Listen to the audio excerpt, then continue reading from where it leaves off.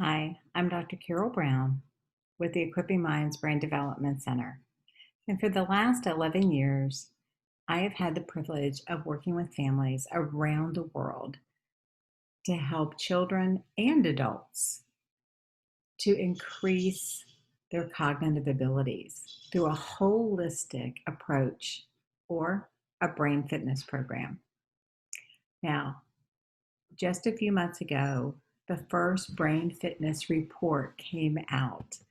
And just to quote, it has finally been recognized over the past decade that research has shown that brain fitness activities stimulate cognitive development and prime the brain for learning by improving key executive function skills of working memory, self-control, and cognitive flexibility.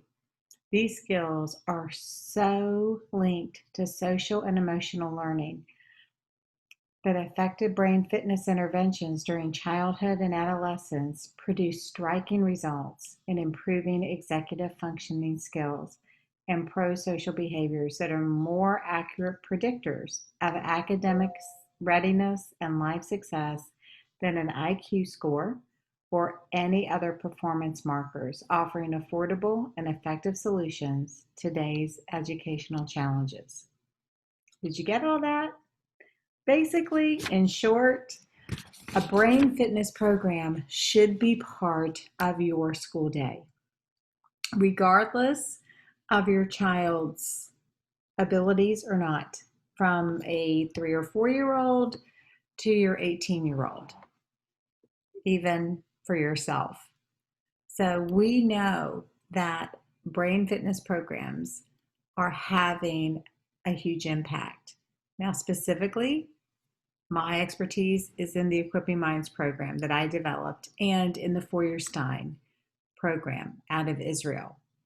Those are the two cognitive programs that really emphasize the use of a parent, a teacher working as a human mediator, and are divorced from academics. So nothing that you would see in either of those programs is going to look like we're doing school. However, it is absolutely priming the brain for learning and developing those underlying cognitive skills. So think of it as those warm-up exercises, just like if you were watching a basketball team and they were doing sprints or working on dribbling or working on foul shots, or a soccer team or in piano working on your scales as you are getting ready for that performance or for that game. And working on these cognitive areas is going to make a big difference in learning. I like to suggest that it is a great way to start your day, actually. And we do take a holistic approach, as you heard me say. And part of that, I'll kind of show you a little diagram here, is we recognize the importance of nutrition. And I really ask that you would take a look. There is a strong brain-gut connection, and different people respond differently to foods. So whether you're looking at gluten or processed foods or sugar and the inflammation that can have and the impact that can have, we just say to please pay attention to that. We're not going to be able to spend time in this session looking, but I can tell you it does make a big difference. The primitive reflex exercises, wow, those are a really big piece that emerge during the 9 months during pregnancy and that first year. So you will see a checklist on the Equipping Minds website under the parent menu under forms, and we have found that all students really benefit from doing these movement exercises. Now, we like the Maintaining Brains Every Day, and you're going to see the link in the handout at Pyramid of Potential, Maintaining Brains Every Day, just for $19.99 for the download. Takes 15 minutes a day, and to do that for 6 weeks. Okay, just 6 weeks. If you want to do it longer, absolutely. But the connections to the visual system, to symptoms of dyslexia and autism and ADHD are really astounding. And so it's just a great piece to put in. Also, we like sound therapy, and we're not going to get to spend any time on that today, but you can read more about that. And we also do things in the vestibular system. Our focus today is going to be the cognitive piece and making sure that y'all have all the resources that you need to implement that piece. Now, when you implement it, what could be some of the outcomes that you see? So why even do it? Okay, so let's take a look. With Equipping Minds, as you put in those reflexes, that's going to also impact that sensory motor development, as does the visual and auditory processing piece with the sound therapy. But when we're doing the games, we actually see social and emotional development increase, just like you heard me reiterate with the brain fitness report. You see relationships improve, confidence, language, self-regulation. But then those cognitive areas where you see processing and reasoning and comprehension and working memory and long-term memory impacted. And you can think of working memory as that ability to follow multiple step directions. Okay, does everybody here want their students to follow multiple step directions? Absolutely. That is probably the number one thing that we see. And then processing speed, being able to process, as well as attention, to have that self-regulation, to be able to stop and think, to curb back that impulsivity, to be able to persevere, to be able to work through things that are challenging, and to understand that, yeah, hard is good. Now, frustrating, not so much, but that as we're playing the games, all of a sudden we'll see students say, hey, I can do this. And you will see this confidence start emerging. But how are you going to do it? Well, I hope that you will visit the Equipping Minds YouTube channel, because over a year ago, I did a weekly class at our church, and we put it on the Equipping Minds channel.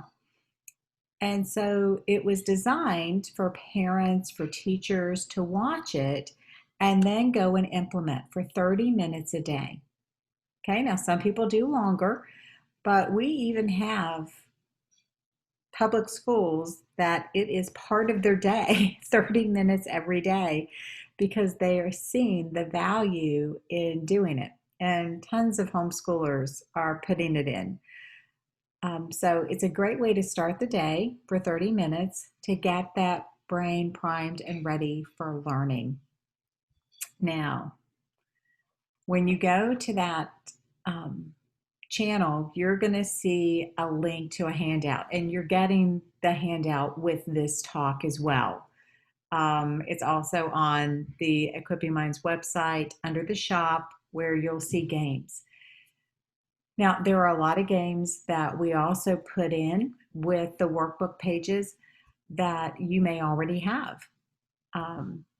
For example, you might have the game Blink and you've read how to play it, but we're going to have at least 24 ways on the handout to play it, and then quite a few more in our online training program. So we take some things that you may be familiar with and take them to whole new levels. So I encourage you to take a look at that. But let's get started and see what you're going to be doing. Now, I want to go ahead and encourage you with this, to say that it's not about perfection. It is a process. And I think if we all look back, we know that learning is a process. And what you could do at 7 is not what you could do at 9, is what you could do at 13. But having expectations that are, that are high, that we are allowing our children, our students, to learn to struggle well. And that's probably one of the things I love the most about Equipping Minds and the games, and that parents and teachers love, is that the students learn to work through things that are challenging. So I want to just share my screen for a minute and show you the handout that you are getting. So here we go. This is our brain fitness handout, and these are some of the key games that we have found that are just great. That once again, you're not going to play them necessarily exactly like the game says. I'm going to give you some other instructions on that. We're not going to have time in this hour to learn all of them, but that's what the 8-week workshop was for. And this just gives a little background, and just know that this was my journey. My kids were in private school, they were homeschooled as well, and one of our sons had a lot of challenges, and then the other two were more natural learners. So I had a good combination. But through this, it really was our middle son that inspired us, my husband and myself, to create Equipping Minds after leading K through 12 schools for many years. And encourage you to read his poem that's here. But here's your daily schedule. This is what it could look like. Like I said, 10 to 15 minutes a day for 6 weeks. I said 4 to 6, but do 6 for me. Maintaining brains every day, and 30 to 60 minutes of Equipping Minds. Now, you're going to get the free handout, and if you want more than that, you can absolutely get the full curriculum. You'll see that on the website. And then if someone says, oh, wow, I think I need help, I'd like to meet with somebody, well, you can do that. We meet with families online, and there are training programs that you can go through as well, so you can take over. But my hope is that with the 8-week workshop on YouTube, you'll be able to go ahead and get started yourself. But if you watch that and feel like you need help, please know that we're here. We also have a program called Roses, which has over 500 individual steps recorded. So you can watch that, and we heard that the students like to watch that, so that then they will watch it. You've got video instruction for math and English, and this is like a video class for brain fitness. So you get to watch me or one of my staff play the games with a student, and then you get to go do it with your child. So you can absolutely watch those as a family. And then here's a schedule that I'm just going to propose to just get started. And this is for week 1 and 2 and week 3 and 4, because everybody is so different ages, different abilities. We can't say on day 1, absolutely everybody's going to be in this spot, and you'll get all these things accomplished. And on day 2, everybody's going to be ready to go to this. But that being said, we have some basic steps that we want you to follow to work your way through. And so we're going to take a lot of different games to do that. So here are your condensed instructions to make your way through these. In 30 minutes, you may get to 3 or 4 games in those 30 minutes. Now, the first couple days, it may take longer, or you just won't get to as many because you're just getting used to it. Or you may end up going over those 30 minutes because you're just having that much fun. or you might do 30 minutes in the morning and then maybe another 15 or 20 in the afternoon. This can also be done with multiple children. So we have had a lot of parents that are homeschooling do that. But once again, in the schools, they're doing it in a large classroom. Now, there's also a list of some support pages on Facebook here as well. A couple key things that I just want to get in your minds, and I should have a poster made.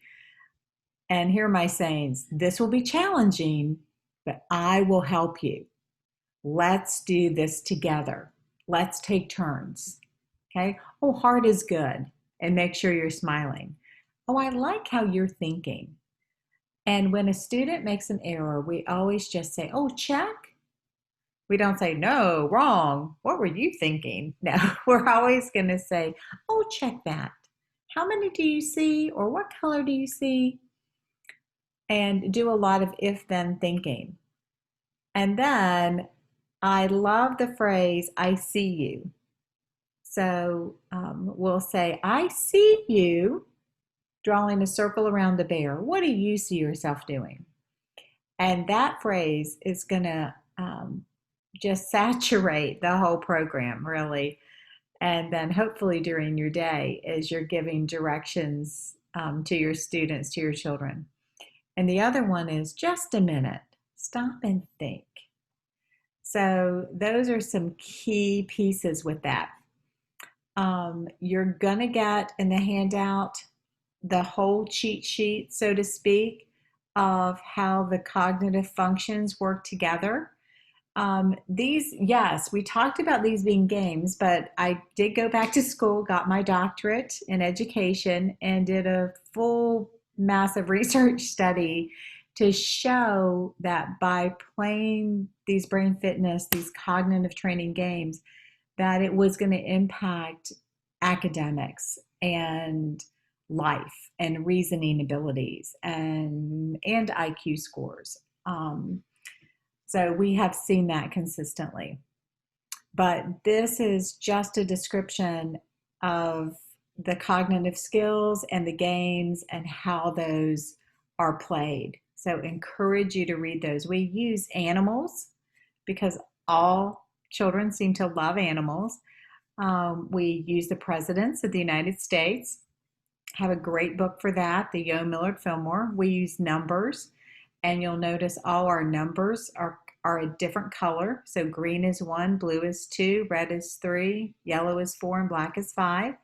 And we use our vowels with A is green, E is blue, and F and I is red, and O is yellow, and U is black. And then we actually put all those together in this crazy brain fitness program, okay? And so right now, not to overwhelm you, but I want you to see that this really is a curriculum. They learn a code, and please hear me, we have children of all abilities. We work with a tremendous number of wonderful families who happen to have children with Down syndrome and who are doing this program and seeing all the connections between the numbers and the colors and the animals and the vowels and the presidents and the directions. And it's just fabulous to see those games. But you also get a chart to help you see how to put it together. And then you'll get a game. And here's one of everybody's favorite, the game Blink. And this is an example of one of the most challenging steps on step 10. It's a visual picture, but it tells you what cognitive skills we're working on, what the challenge is, and any modifications that you need to make. And then each of the steps, okay? So I want to look at this so you get a feel for this just a minute. And so as we're looking, we're going to take Blink. And Blink just got updated. Some of y'all may have the original Blink cards. About 2 months ago, I guess, Blink got bought or just decided it was time to update cards, and so now we have some additions. But with the game, what we start out doing is just having the student tell us how many they see on the card. And this is just like a processing exercise. This is a great way to start your day, okay? Processing. Whether they are 18 or 8 or 5, seriously, all ages, all abilities can do this. And if they don't know their numbers yet, you're just going to start with 1. Okay, we only train the brain with what the brain knows. And so if someone tells me they don't know their numbers, well, I'm going to say, well, pick out 1, and that's where we're going to start. Just because there are 5 items here does not mean you have to do all 5 if they do not know those yet. But if they do, and right now I'm going to treat you all like you do, we would just simply say, tell me how many you see on the card. And you would say, oh, 3, 5, 4, 4, 5, 3, 2, 3, 2, and you would say what you see. And then the next thing they would do is they would sort the cards. Now, this is so much fun for the students because it can be done really 3 different ways. And what they eventually everybody seems to love to do is to do it racing. I don't necessarily say to start there. You may have a student that you're like, no, I need to start them at the racing. That's absolutely my child's personality, and that's where we need to start. But we would just lay them down and have 1, 2, 3, 4, and 5. And then you would take your cards, and the first way you could do it, which I suggest, is you take turns. And as the parent, as the teacher, you would go first and you would say, oh, 2 on 2. And then the student would go, oh, 3 on 3, 3 on 3, 2 on 2. And they can have them face up in their hands, 5 on 5. And you would just take turns. Then you could eventually race and just go as fast as you can. 3 on 3, 3 on 3, 3 on 3, 2 on 2, 4 on 4, okay? And race and see who gets done first. Now, I love if the student, well, they might get done first, but if they have a lot in their hand and you just went tons faster, I will tell you to kind of, modify that a little bit. But you can take the cards and say, oh, let me help you finish, okay? We never want, when someone gets done first, for the other person to say, oh, well, I'm done. Because we always want to finish well. And so, and if you get done first, hey, nice job. Hey, let me take some of those. Let's finish this together, okay? But they can also do it totally by themselves. They can sort. Now, the next area you would sort is by color. And we would look at the different colors. And once again, I have students that don't know their colors yet. And I might start with green. And then have you go on a green hunt and say, oh, look, the grass is green. Oh, the shirt is green. Oh, the window is green. The window pane is green. And look for things that are green. But right now, if they do know all their colors, we can use all of them. If there's a lot of visual spatial challenges, maybe just use 3 colors to start with. That's fine. But they would tell you the colors they see. And then after you do that, you would lay your colors out. And then you would sort by color, saying, oh, purple on purple, yellow on yellow, black on black, red on red. And do that with your colors. And then the next thing you would do would be the shape. And here we're going to have lightning. Now they may call that something else, a bolt, thunder, storm, zigzag. Can get some different ideas there. Now it's not a square, but kids have been really creative. A circle. an X, a triangle.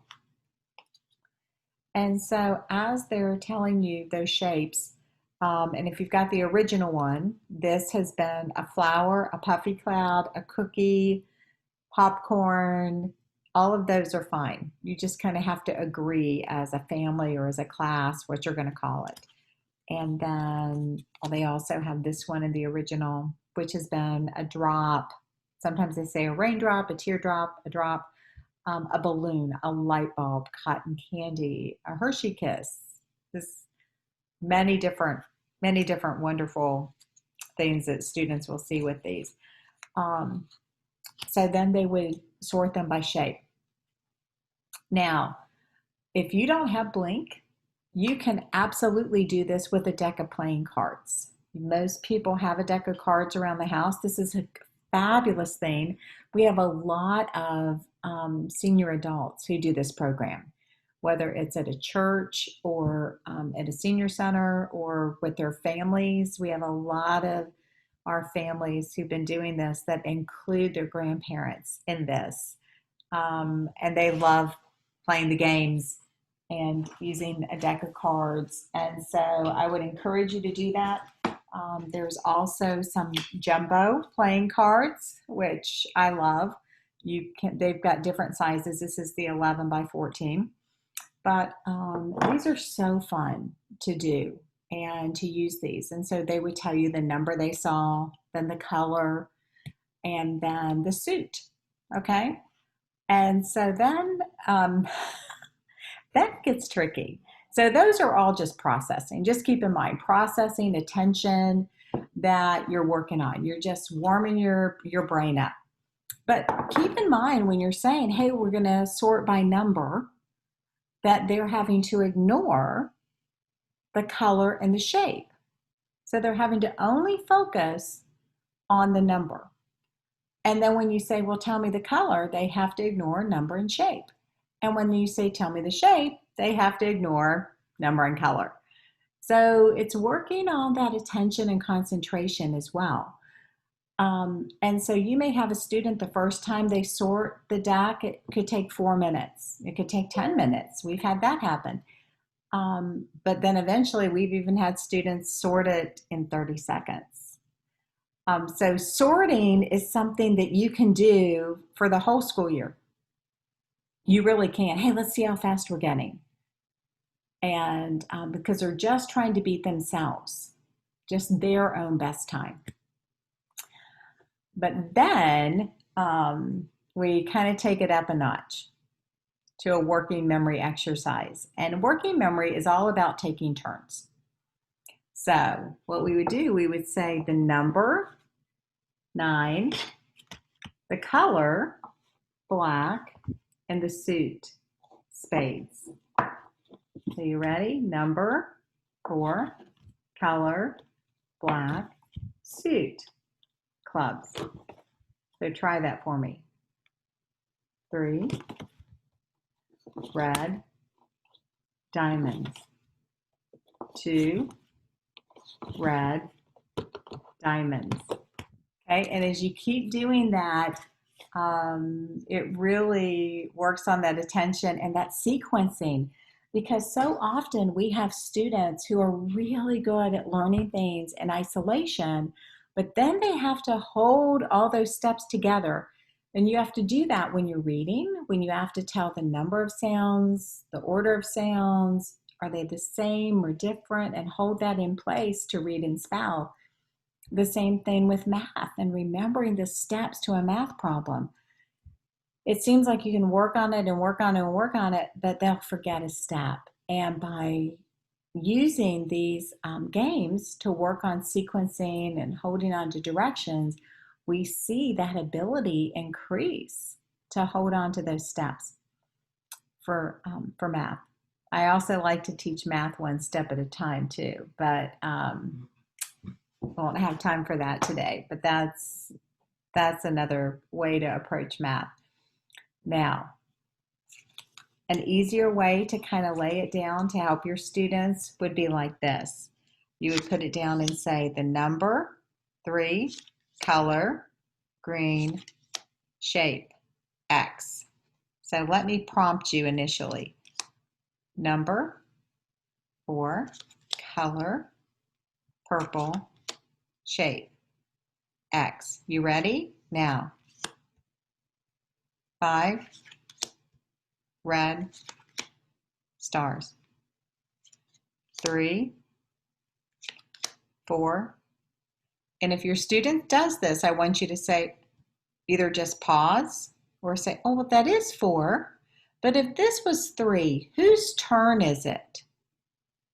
Oh, blue, X's. 2, purple, stars. Okay? So that is challenging. That is challenging for everybody.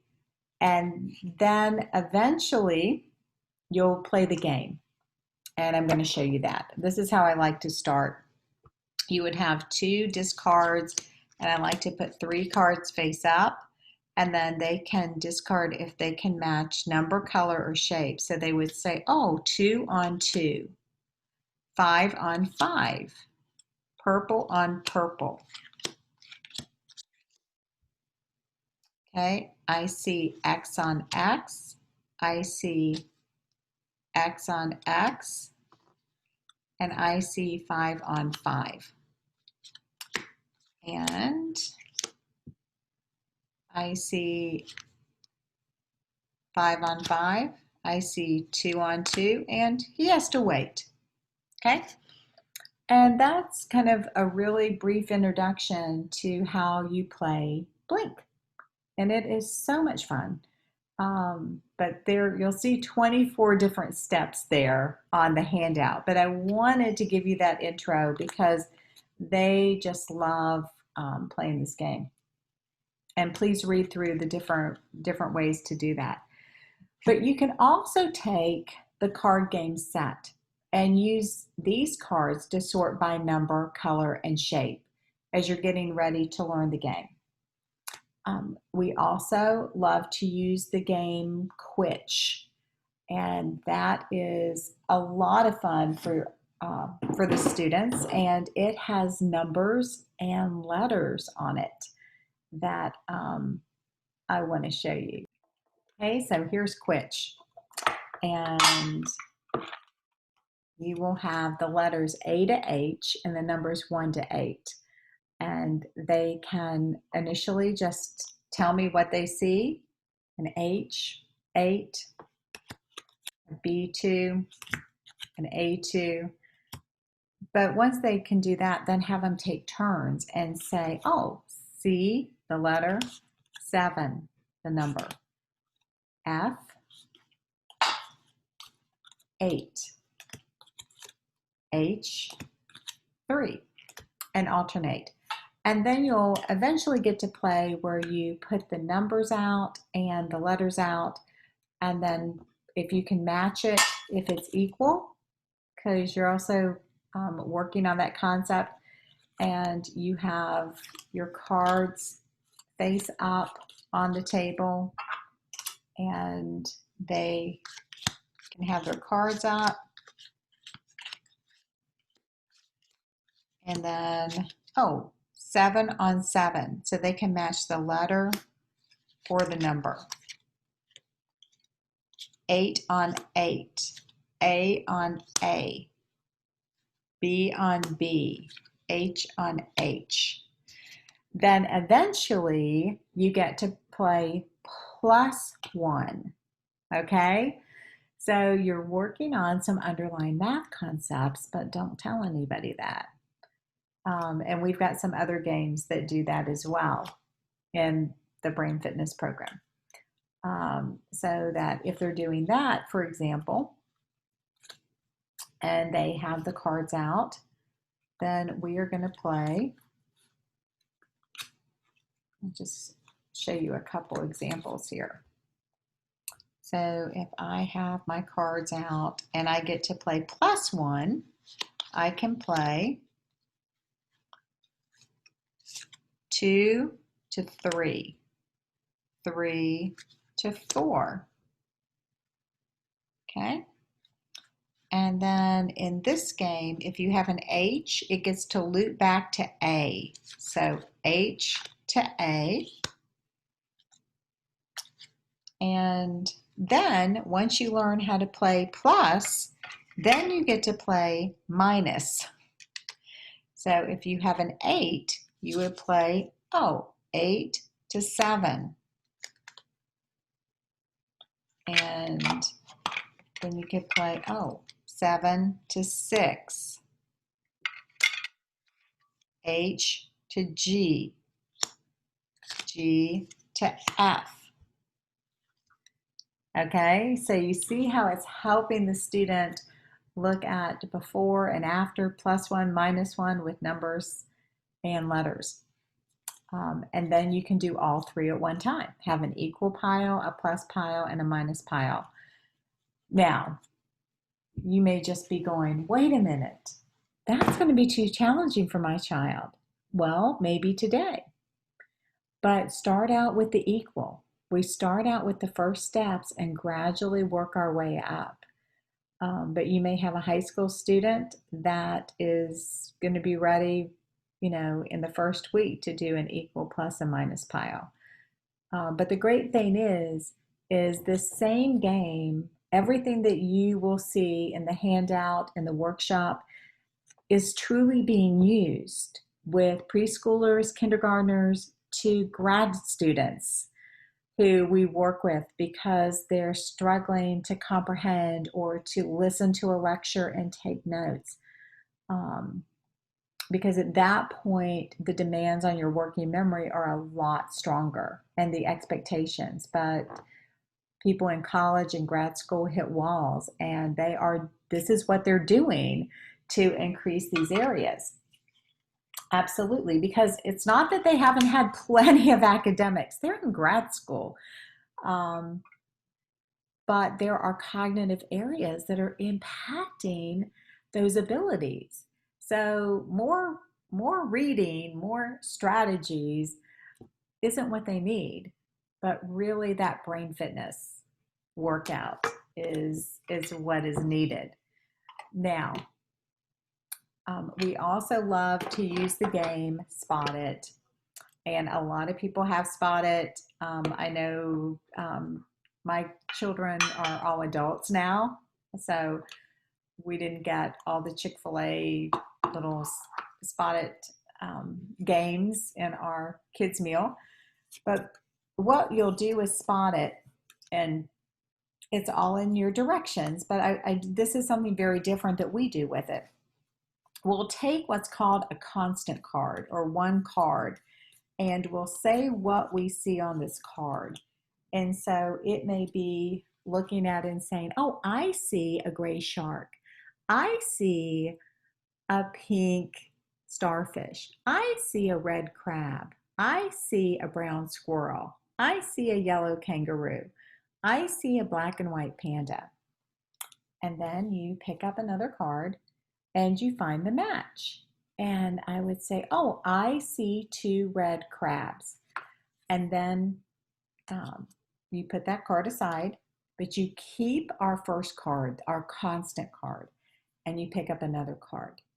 And what do you see that matches? I see 2 gray sharks. Did you see it? Now, with some students, you can go, I see 2 gray sharks swimming in the ocean. But we always want to use a full sentence. And you might have some of your children that aren't there yet, but I work with a lot of kids that are even nonverbal who were writing it. We write it, the parent will write down, I see 2 gray sharks, and they're seeing those words. Or I had a little guy who has limited language the other day, but he got it out. He said, I see 2 sharks. And, he's getting it out. And before not long, he's going to be saying, I see 2 gray sharks. But you're going to see that language develop. And at the end of the game, you'll turn it over and say, so what did you see on our first card? And when they get good with that, then you would play looking at a card, saying what you see. and then turning it over and saying, so what do you see that matches what you saw? Okay. Then when they get really, really good, then you would just say, oh, I see a gray shark. I see a brown hedgehog. I see a gray bat. And then, so you've got the card, and then you're asking them, okay, so what matches what you heard? Oh, I see a brown hedgehog. Okay. That just gives you an idea of where it can start out very simply, but then it progresses. So that's why all ages and all abilities just love doing this. And then it's really fun to categorize them, to categorize the animals. Categorization is key for developing higher order thinking, for retrieving information from our long-term memory. And one of the first things I'll always do, and I'd encourage you to do this with your students, with your children, is to say, okay, I'm going to have you take 1 minute and tell me all the animals you can think of that you know. What animals can you see in your mind? But don't prompt them, just because this is our baseline. Let's see what they know. Okay. And then eventually you're going to see this grow and grow and grow, because you can do this whether you're in the car or whether you're around the table or whatever. Oh, let's stop and think.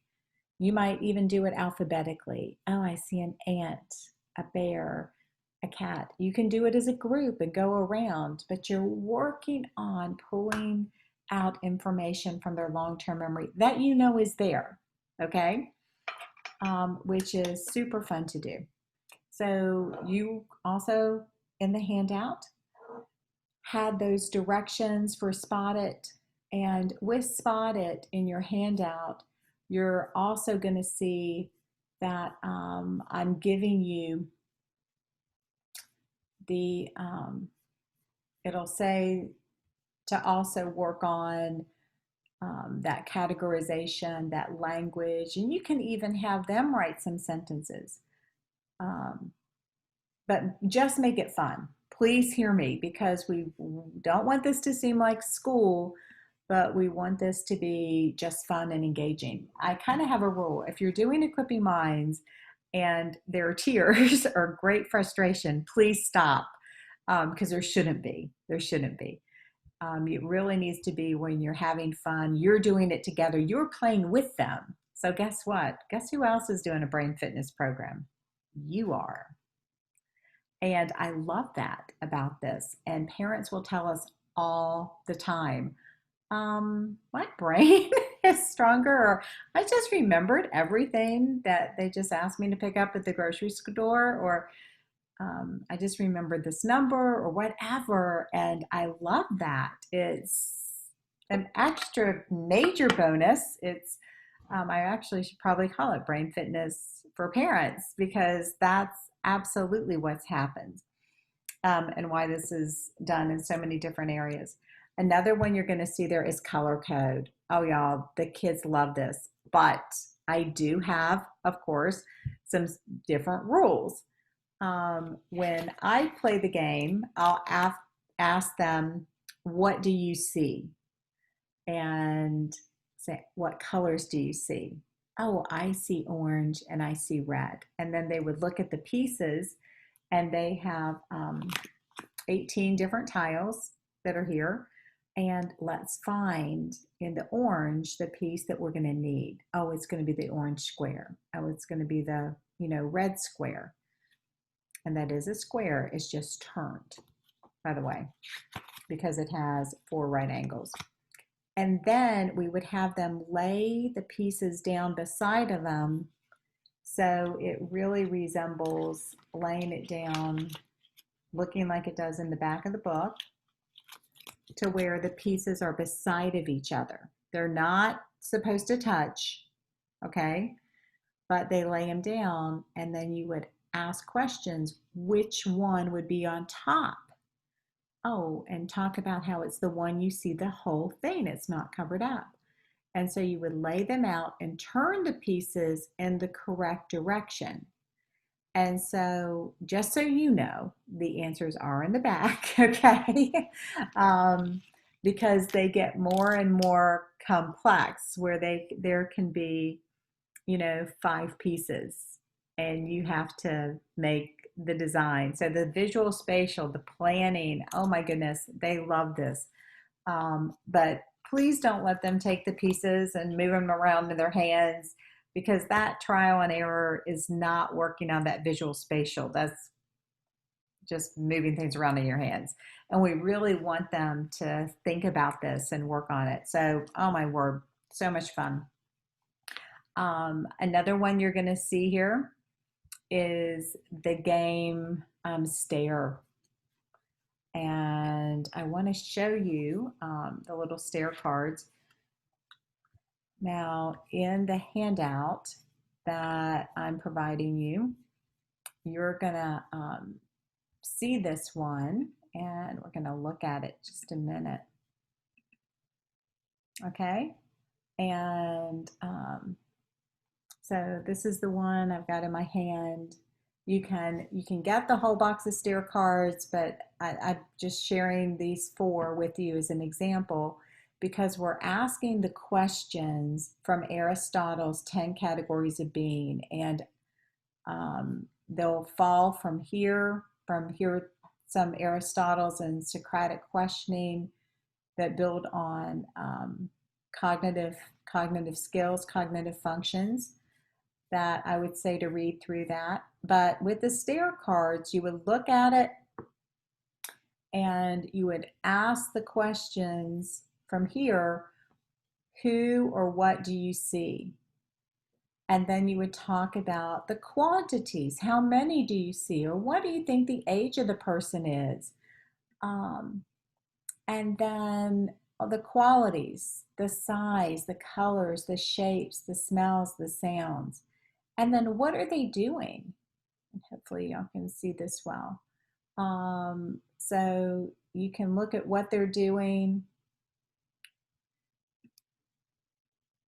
their action, where it's happening, the time it's happening, the past, the present, the future, the clothing they're wearing, their feelings, how they're reacting, the positions they're in, standing, sitting, left, right, their relationship, are they friends, parents, or even relationship as above, below, under. And encourage you to really look at this. Now, you can take any picture. This is a tool. Please hear me. I am giving you tools for developing comprehension and visualization. And these are key. Aristotle, y'all, he developed these 2,400 years ago, and learning has been built on it. The statement has been made that Aristotle's 10 categories of being are the foundation for intelligent thinking. Because I will tell you, if you will study those, well, what do we see? How many do we have? Oh, what features does it have? Oh, how can I use it? Where can I use it? When can I use it? Oh, how long is this going to last? That's all part of not only good decision making, but doing spontaneous comparisons when you are at the grocery store, or you're making a purchase on what you should buy. And even our kids, when they maybe get some birthday money or chore money, they are making decisions. Oh, what should I get? And these 10 categories help that. The schools that are using it love it. They're like, oh, we use it in all our classes. It just becomes part of our language every day. Because then when they're writing, oh, well, help me get a picture. So what do you see? How many? Oh, you see a bear? How many bears? Oh, what color do you see? Oh, what's he doing? Okay, so I see 2 brown pears walking where? In the woods. Okay. And you can just continue to build on that. But yeah, I love going back to that original source and taking that. So that's in there for you as well.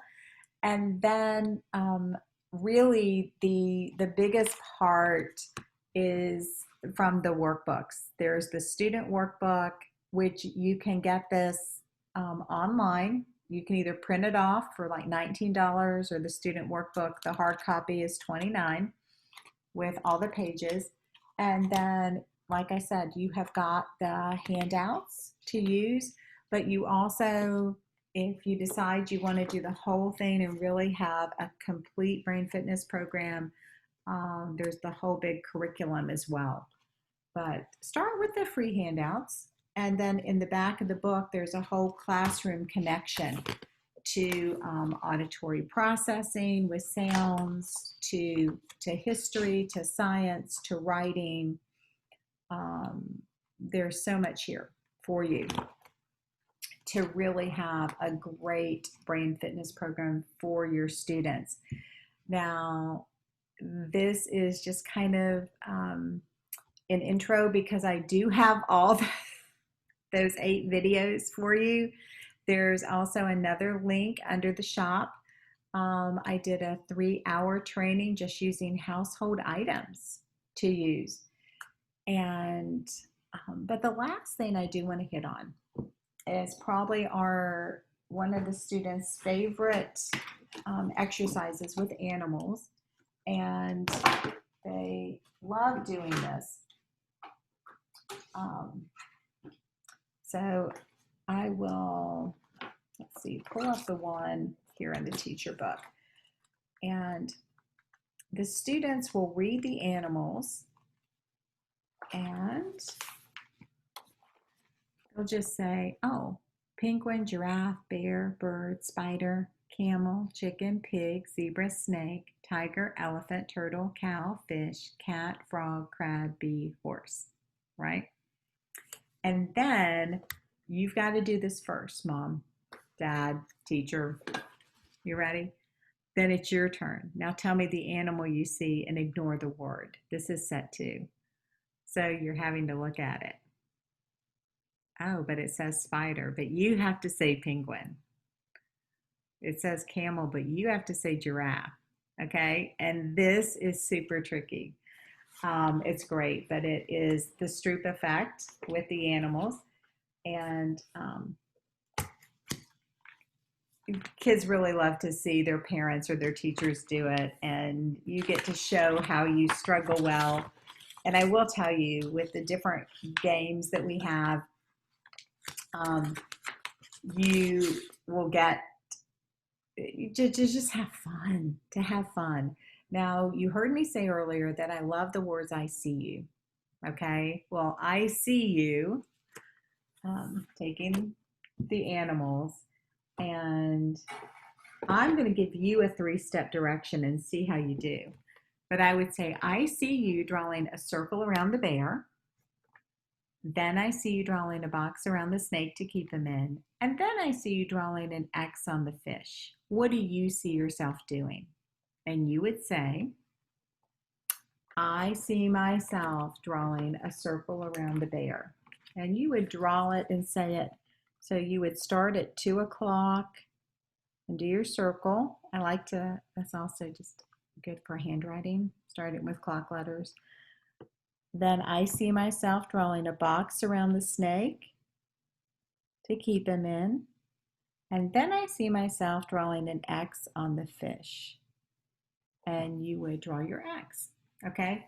Now you have some of your children, you would need to start just with the first one. And you would say, I see myself drawing a circle around the bear. What do you see yourself doing? I see myself drawing a circle around the bear. Now do it, okay? And then you would add. And then once they can do that, then, and y'all, I have just little kids, amazing, who learn all 20 directions. But then we would say, so what animal did you see inside the circle? Oh, the bear. What animal did you see inside the box? The snake. What animal did you see under the X? The fish. Okay? And you would get to, you're going to be making those abstract connections. And we're also going to be doing that with numbers and letters. You'll see in the directions that we will eventually tell them that I see you drawing a circle around the 1. I see you drawing an X on the 2, and I see you drawing a box around 3. And so with that, they would come in here